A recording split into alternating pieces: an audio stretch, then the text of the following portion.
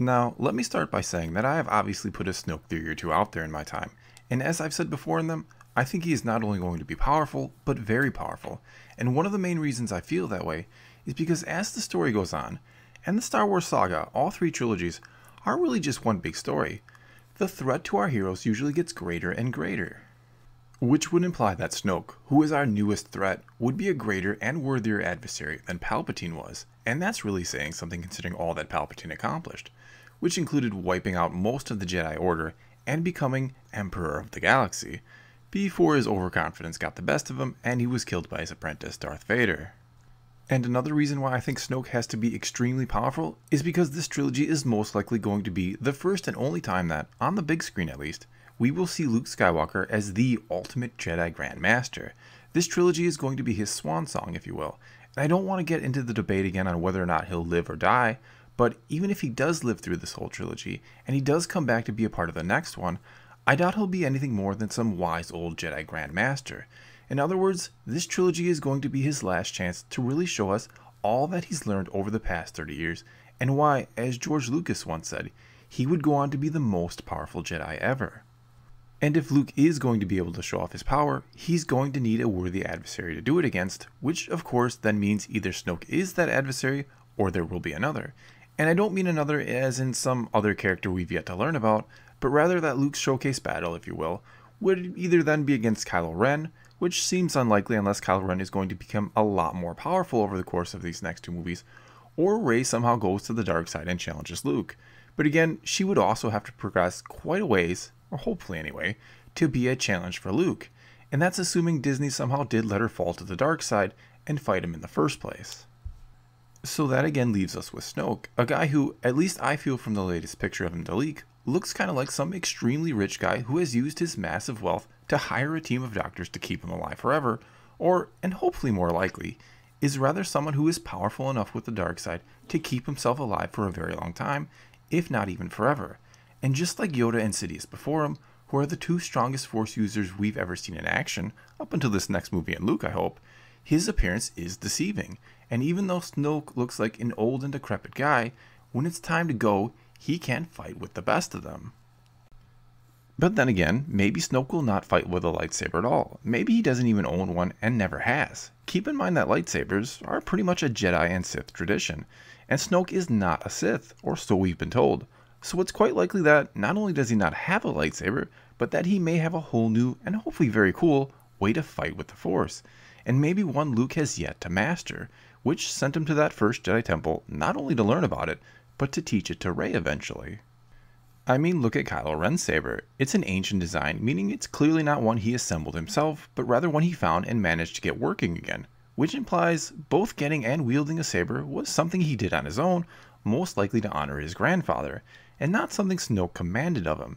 It also means that Snoke may not be training him how to fight with the saber, which is yet another reason why he may have lost to Rey, besides the fact that he was injured and not trying to kill her in the first place. And that's because he hasn't had much training at all with a lightsaber. Because it's also likely that Luke, whose greatest victory came by choosing not to fight, also didn't focus on saber training with Ben, and that's of course assuming Luke learned about fighting and saber forms from somewhere. Luke may have also been leery about training Ben in the first place because, again keep in mind, we don't know any of the circumstances about how, when, and why Ben came to be trained by Luke.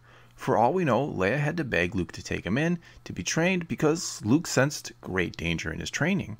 And perhaps Luke had been holding back with Ben the whole time, which, ironically, may be the reason why he ultimately fell to the dark side. Now, the last reason why I think Snoke is going to be powerful is a simple one. That's what most people want and expect. I can't help but think of the movie Iron Man 3 and what they did with the Mandarin, who, up until the big reveal that he was just an actor and a puppet, was shaping up to be one of the best Marvel villains we've ever got. I just don't see them doing anything along those lines here with Snoke, so I do think he is going to be powerful. In fact, I still think he's going to have something to do with the dark side power that Sidious had been sensing out in the unknown regions, which we learn about in the Aftermath book series. Why do I think that? Because Rian Johnson has already said that we don't learn much about Snoke in episode 8, which means somehow, with the little bit we'll learn about him in this next movie, and then however much we get in episode 9 about him, they have to build him up to be a believable and worthy main villain, and that's not going to be easy with such a limited amount of time. So one way to do it is to use the other sources of canon to give us hints and start filling in his backstory and explaining how he's so powerful to the more hardcore fans, who'll be the first to complain about him being powerful enough to go toe-to-toe with Luke without a proper explanation. You also somehow mention within the movie that he called out to Palpatine from the unknown regions because he either wanted to use him or even just be his master, which is one way to show the more casual fan or average moviegoer that this guy is even more powerful than Palpatine was, without having to spend a ton of the movie's runtime on all the details that some really won't care that much about. One way or another though, Snoke will be powerful. He has to be. He has to be a worthy villain both to truly challenge Luke and just to be worthy of Star Wars itself. I know that just making a more and more powerful villain constantly is not going to be the best way to tell a good and intriguing story, and that if you continue to follow that formula forever, you're going to make things ridiculous eventually. But in this case, we do need a very good and legitimate threat for one Luke Skywalker.